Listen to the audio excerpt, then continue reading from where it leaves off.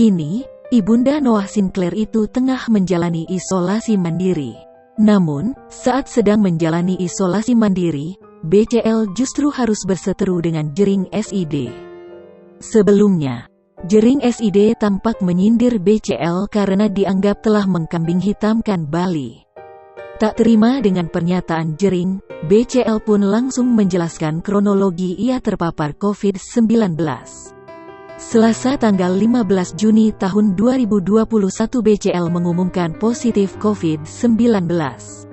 Janda anak satu itu menyampaikan saat ini ia sedang menjalani isolasi diri.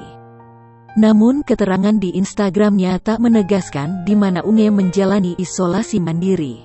Jering meminta agar BCL tak menjadikan Bali sebagai kambing hitam.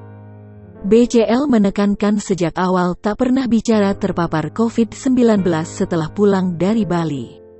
Jerix tak tinggal diam, ia kembali mengomentari postingan BCL.